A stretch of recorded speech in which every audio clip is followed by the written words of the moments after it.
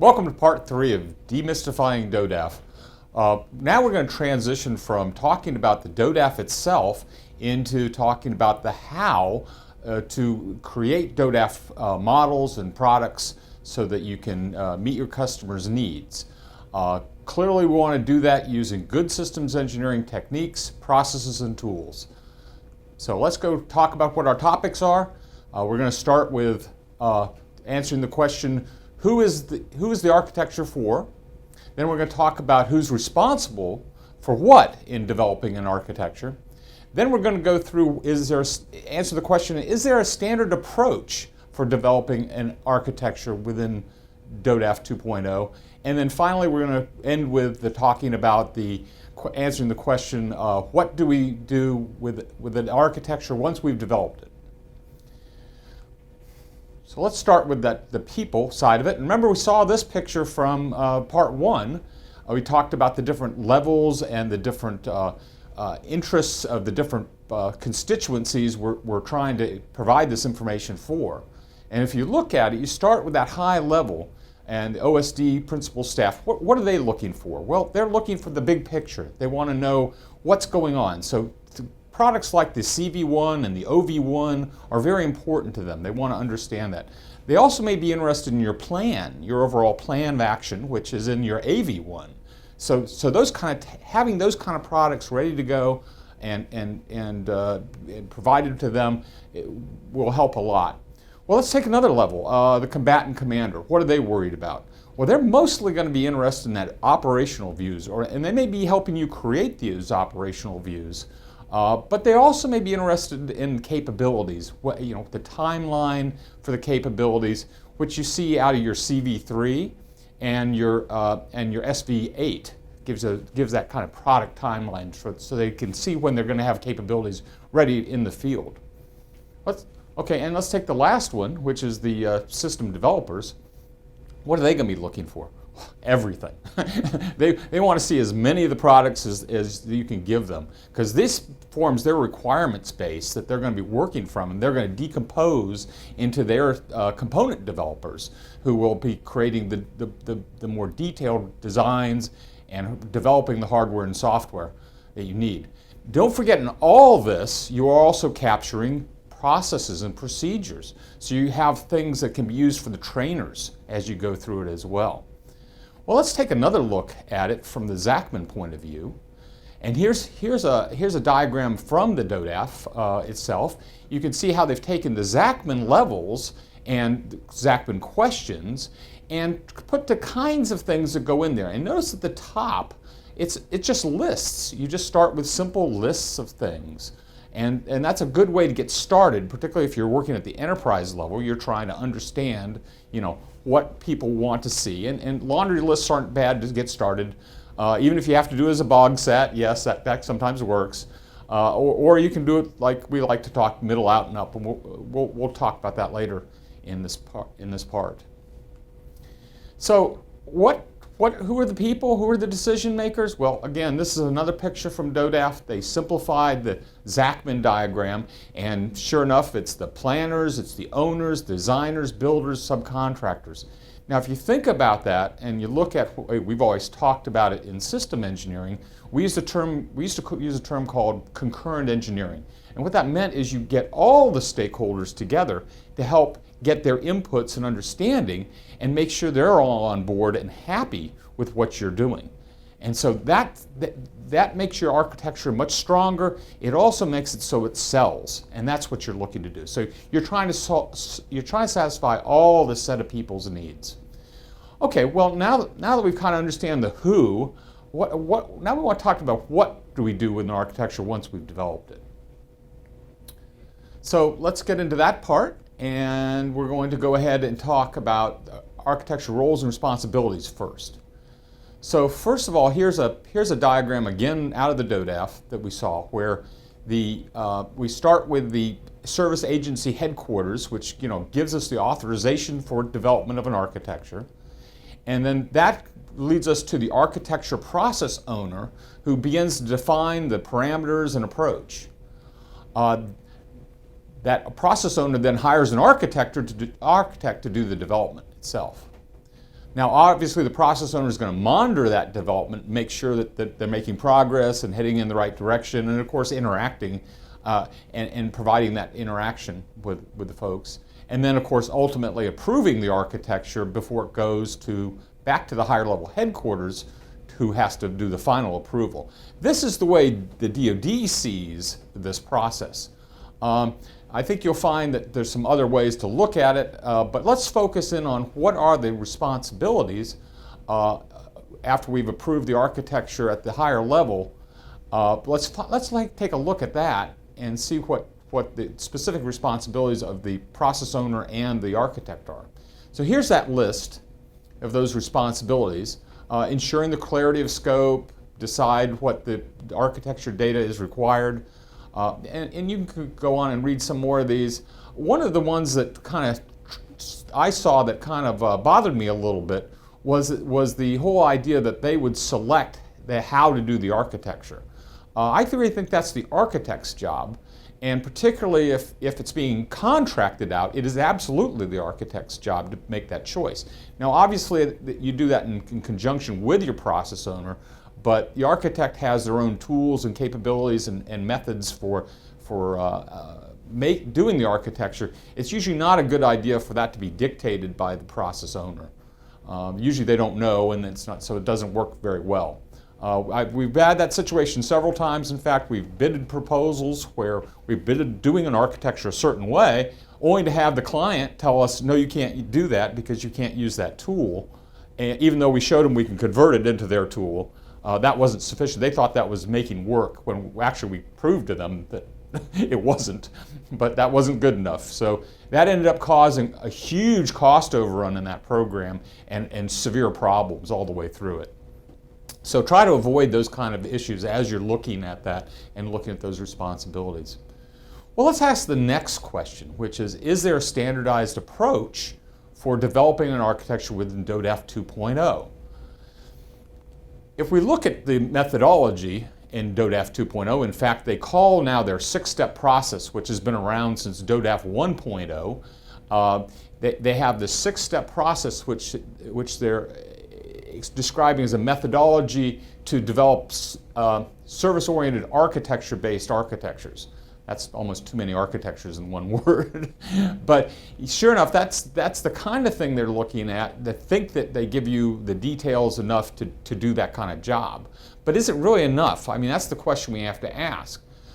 I think it isn't. And we're going to, as we go through the model, I think you'll get the idea that there's some missing things. Particularly, you need to have a specific technique, which is the underlying theoretical underpinnings of the method you're using.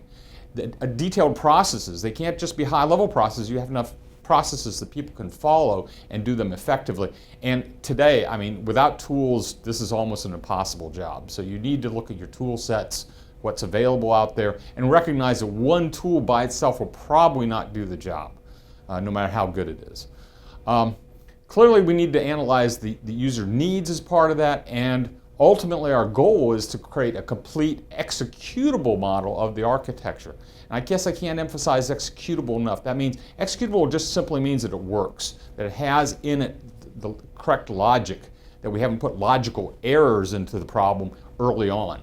If you put a logical error early on, very often that doesn't show up until operational test and evaluation or it's in the field. And that's way too late in the process. So let's talk about that 6-step process a little bit more of the methodology. So here it is, the different steps, and you see it starts with determining the intended use of the architecture, and then you go down and look at the scope of the architecture.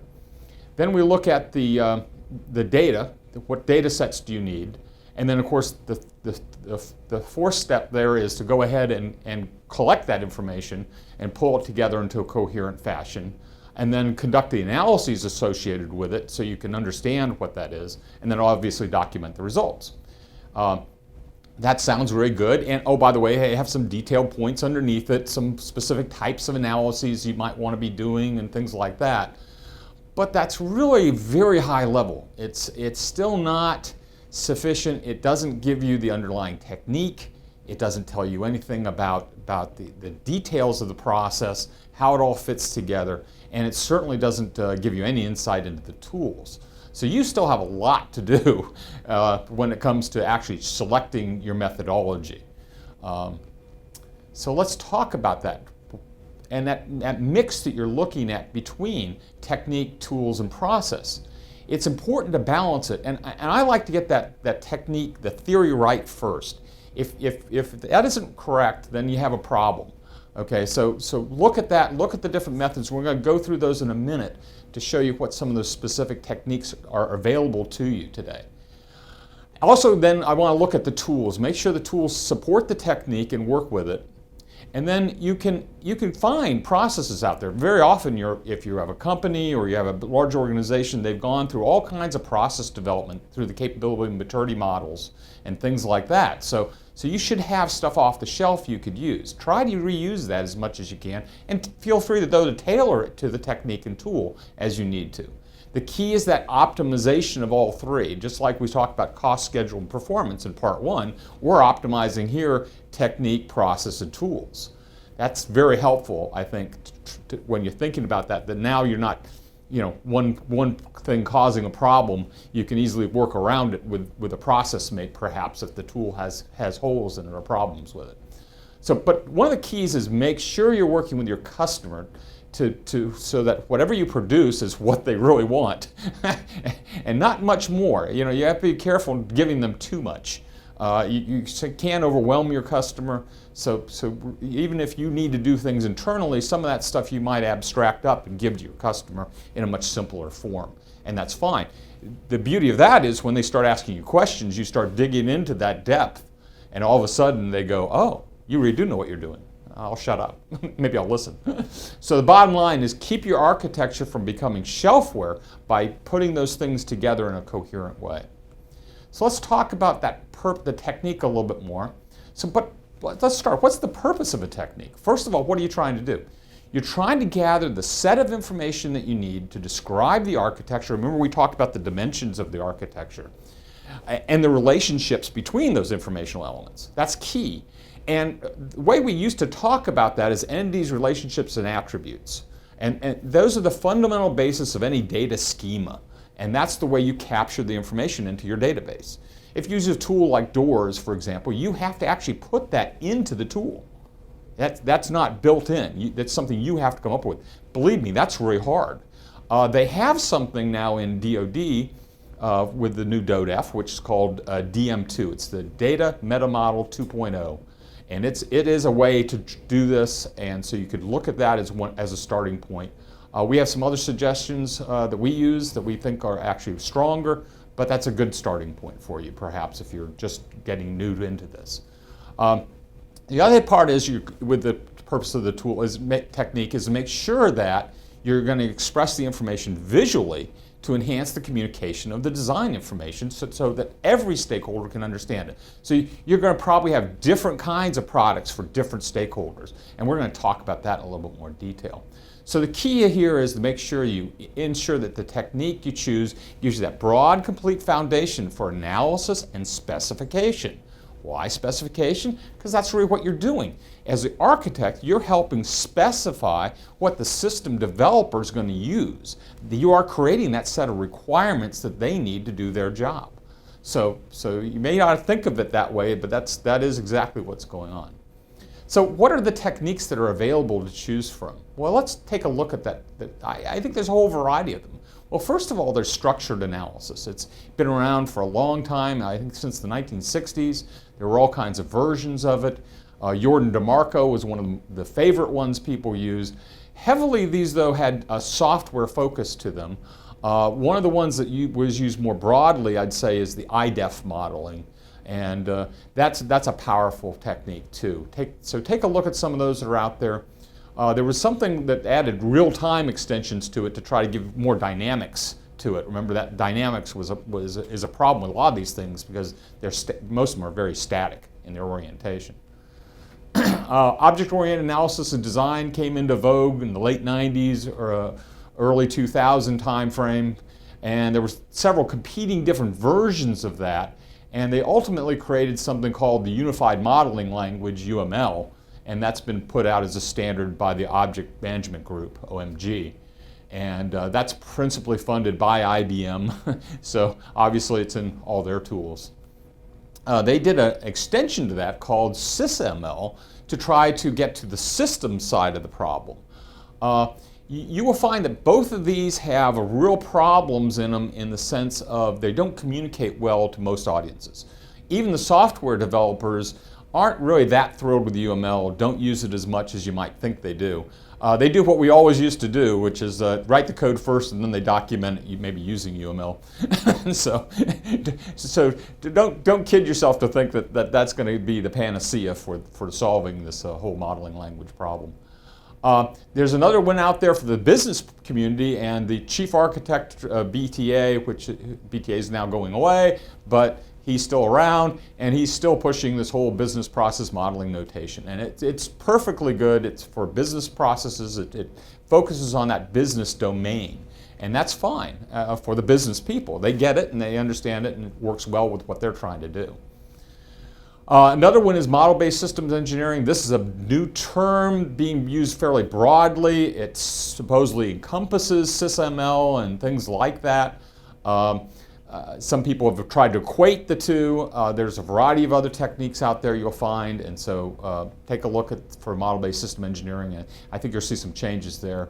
There's another language that's emerging. It's called Lifecycle Modeling Language. This is trying to actually look across the entire life cycle and try to make sure that the language supports all different elements of the life cycle and can be easily translated into many of these other notations. And so that makes it a very powerful language to start looking at, but it is new, and so you have to look at that and decide, is it something I'm looking for? And there's, every day I seem to run across another one, so they're ad infinitum, so take a look. Always be checking the latest for what the latest languages are and what you might be doing for your particular domain. Well, so what are the characteristics of a good system engineering technique? Well, first of all, it has to address your full life cycle. If it doesn't, then I think it's a very weak technique. It needs to integrate a set of processes that can do the job, and then of course it needs to provide executable results. So if it can't be simulated to create that execution so I can verify the logic and things like that, like taking the OV5 model you see there of the operational activity view, that's an IDEF 0. That's not executable by itself. It is actually a data model. All that flow is data. There is actually no control flow, so it can't be executed as it is right there. You have to add the IDEF 3 to get the time sequencing of that. So again, executability is very key. Uses appropriate software tools. Again, if the technique's not using a software tool right now, it's kind of useless to you because you need a tool to underpin it and to be able to do the work with it, because it's just too much data, too much information you're trying to capture. Communicates well to all audiences. I got to tell you, that's probably the toughest one to meet. I would say that you look at a diagram like I'm showing again the OV5 here, and it does not communicate well to all audiences. They can really struggle with that.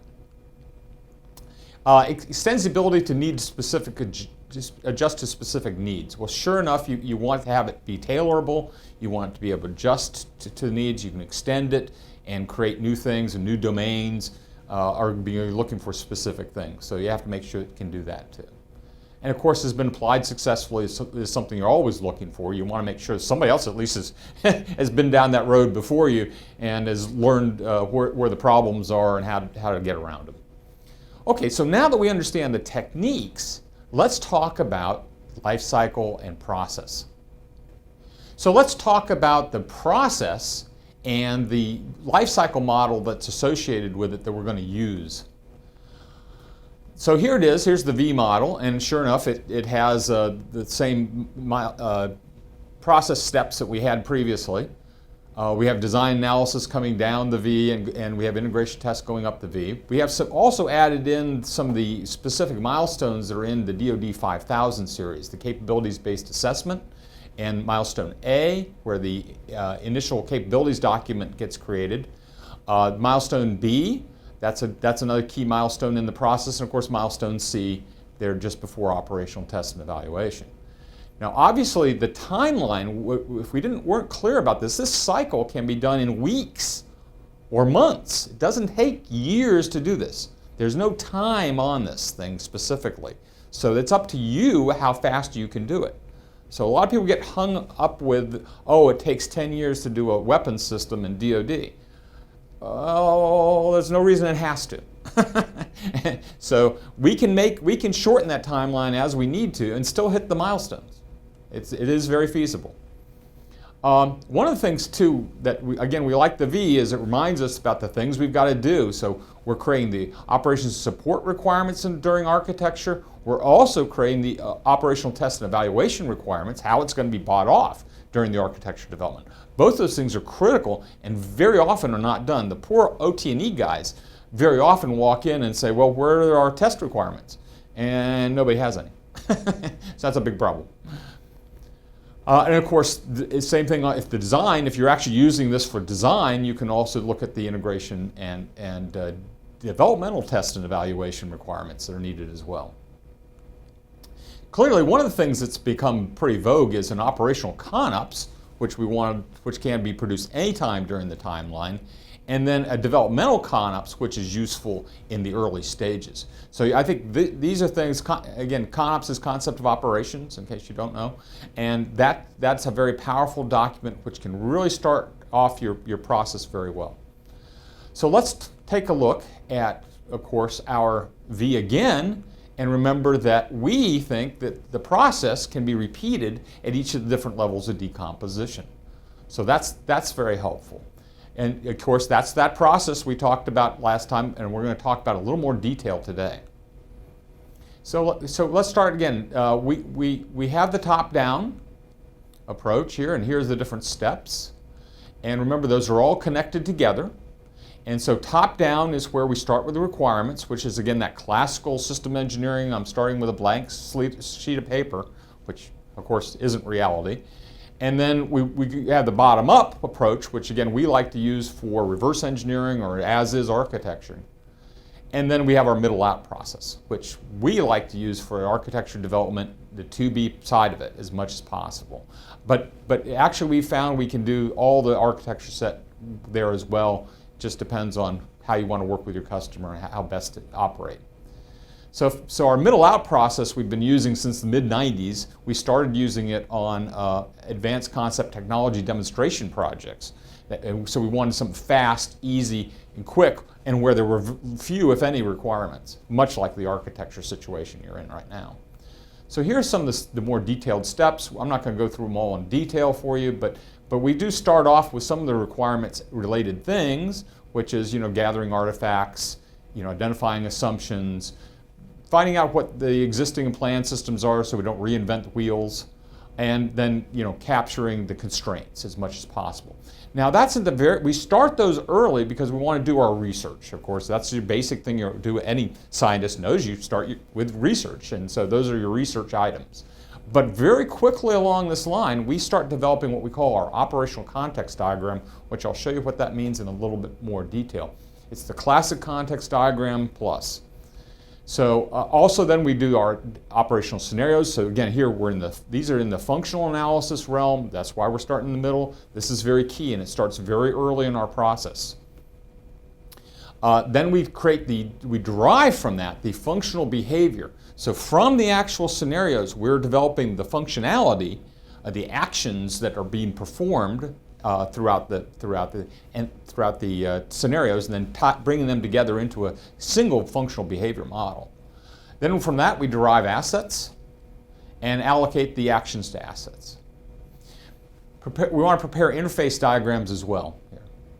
Now, one of the things that people often forget is they forget that you've got to define your resources and your error detection and recovery all through your analysis. Too often people pick what a friend of mine called the happy path. Everything's sunshiny, everything works, and there are no problems. Well, that's not reality. So make sure you put those more realistic scenarios in there as well as when things might fail. Dynamic analysis, again, can be conducted through that part of the process, and particularly it's important when you link the the operational scenarios and the functionality to the assets. Those become physical constraints in the interfaces as to how much bandwidth and things like that where you work with it. So make sure you put that into that part of that analysis. Another thing I put on here specifically is the operational demonstration master plan. We think it's important for you to think about how is it going to be bought off, and so creating that plan in advance is extremely valuable. And of course, that's also could be considered your test and evaluation master plan. Obviously, we want to try to provide decision maker options. Decision makers really hate to be handed a fait accompli unless they've been part of the process all the way along, which I recommend. So even then, when you present it at the end, show them some of the trade-offs that were made during the process, which you capture in step 15 here, which is your trade-off analyses. Notice that starts at the very beginning. You're doing trade-offs all the time, so capture those and understand what they are. And then finally, we want to make sure that all the way through the process, so in the very beginning, we can generate these different views of the operations, the systems, capabilities, whatever else you need, graphics, briefings, any kind of report. So again, at any point in time, you're doing a number of these steps. So notice that as you're looking at this process. Very compact, very, very dynamic, can be operated in a matter of weeks, literally. Have done so, it works. So here's another way to look at where the products come into play with it. So if you look at the AV1 draft comes up early, and then of course the final comes in at the end. And then here's where some of the DIVs, the data and information views, come into play. And then roughly here's where your OVs fit. SVs come into at this point, sort of later on downstream. But you notice how it's kind of sequencing through. And then here's your capability views as you go along. And roughly there are your standards views, that's part of your constraints. And then your project views come as part of that to find your program plan, where you're going to go and how you're going to do things. So notice that this is also where you can put in the ConOps is kind of in the middle of that process. So we've actually coupled architecture and ConOps together. So in fact, what we've shown people is we can produce your ConOps and then produce your architecture not long afterwards for not much more money, actually. So it's a very powerful approach. And of course, this implementation has been proven, as I said, on a variety of different architecture projects. We've done 3 in the last year with it, and of course, we've been doing it since the mid-90s. So this has been proven. This process was actually picked up by the Canadians at one point for their version of the DoDAF as well. They're called the DINDAF. So now let's get into the operational context diagram and what is that going to do for us and how does it help us? Okay, well let's start with the classic context diagram, which is you start with your system, you have a system boundary. So anything inside is what I'm going to be dealing with and creating, so I'm going to be then decomposing that into components, okay, and they have internal interfaces that tie together. Now obviously those are driven though by the external environment and the external systems that have those external interfaces. But I'm not worried in the classic sense between how external system 1 and external system N talk to each other. Couldn't care less when I'm doing that classical approach. We have found though that that's a problem for you if you're actually trying to do architecture. You don't want to be boxed into that point. You lose too much flexibility. So of course the universe is always behind us, but we have to deal with that. So here, operational context diagram. Let's talk about what we mean for that.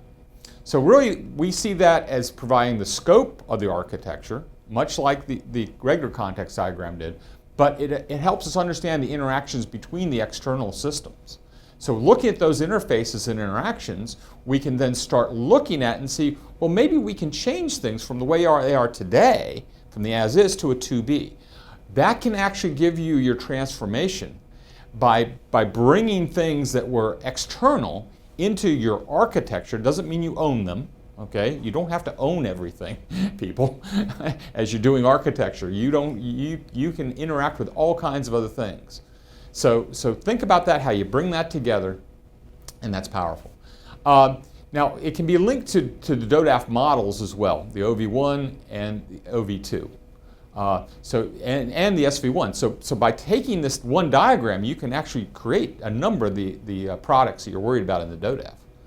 Well, let's take an example, and I take this out of the Department of Transportation's Intelligent Transportation System architecture. I looked for something unclassified in the DoD world, and this was a much better example, so it gives you an idea of a classic context diagram. As you can see, it's unreadable, which is typical of these kinds of diagrams. They blow them up and put them on huge wall charts, and people look at them and ooh and ah and say, ooh, look at all the pieces.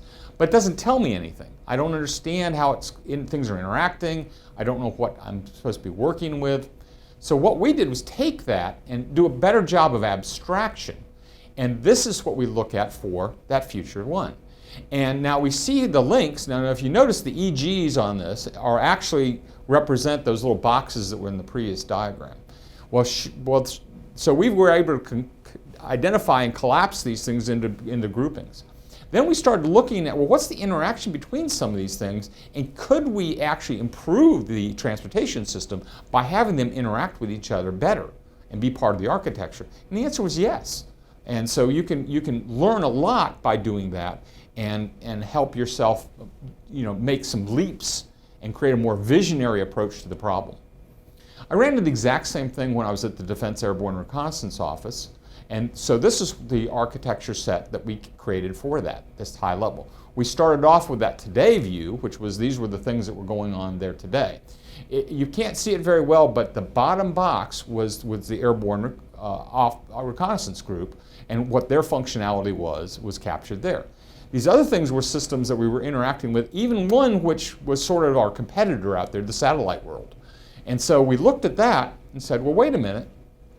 With where we were going with net centricity and trying to create net-centric solutions, we wanted to evolve it so that we in fact could do more working with that information and bring it together, so it wasn't independent stovepipes or cylinders of excellence, as people like to call them.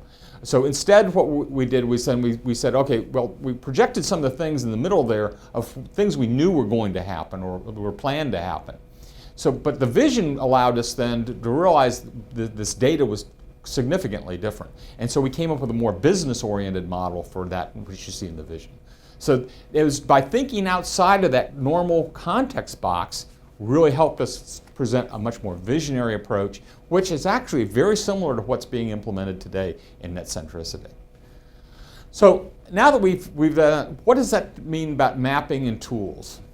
Let's talk about the tools. If you look at that, there's lots of tools out there today. They help us keep track of the information and enable the processes to be done more efficiently. Repositories capture the data from the tools, and so you want to use this information. And there's a whole bunch of tools out there right now. Take a look. They change all the time. They have all different capabilities. So take a look and see what might fit in your best to create your tool set. You want to pick the tool that implements your technique that you want to use best. Okay, now clear selection. Here's our selection criteria for doing tools. I'm not going to go through them all in detail, but you get the idea here that these are stuff you're looking for. One of the key ones is standards. Make sure they're using some kind of standards approach that fits with your technique. Hopefully that's created by your technique.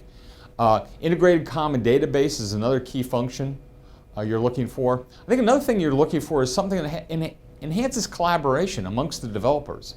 That's very important. And as you're looking at systems of systems, you need to understand, is it scalable?